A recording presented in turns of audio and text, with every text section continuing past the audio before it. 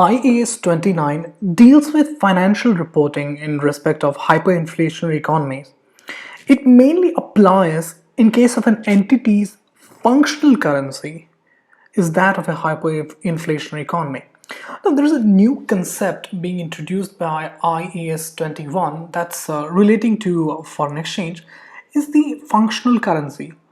The term functional currency refers to a currency in which mainly all the primary activities such as sale, purchase or payment to employees, all of these transactions happens or carried out in that particular currency. And if the functional currency is in hyperinflationary economy, then we need to apply the requirement as per IAS 29, which is applicable for both standalone financial statements as well as consolidated financial statements.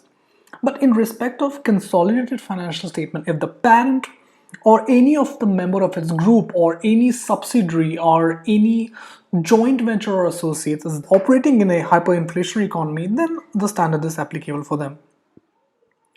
The standard does not prescribe when hyperinflation arises, but it gives certain indicators for someone to gauge whether an entity's functional currency is in a hyperinflationary economy.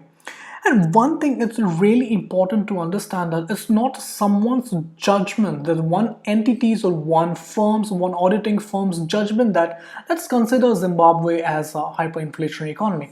It has to come through a group of accountants. There has to be a consensus among the accountants, among the companies that yes, our economy is in hyperinflation. So it's not a one-man show. It's a consensus among the accounting members to consider an economy as a hyperinflationary. Now let's understand why do we need this standard. The main reason is to preserve the qualitative characteristics of the conceptual framework, and especially it's relating to comparability. Let's understand the concept through the help of an example, if you're able to see the diagram. So in this case, during 2017, the sales were about $5 million.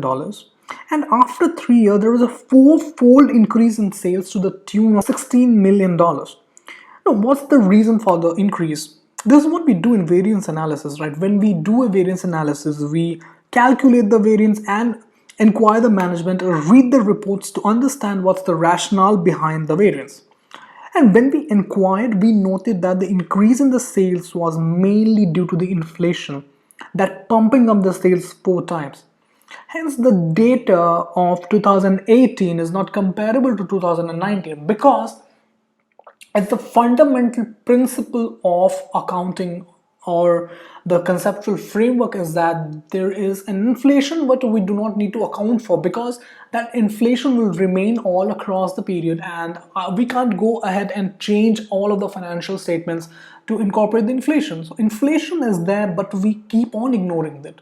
But sometimes it's out of control, it's hyperinflation, and we cannot compare the data which is reported in 2019 against the data which was reported in 2018 as a comparable number. So comparability, comparison purpose, the hyperinflation defeats the purpose of comparability, defeats the purpose of financial statement. Hence, we require a standard that tackles this issue of comparability. That's IAS 29's job.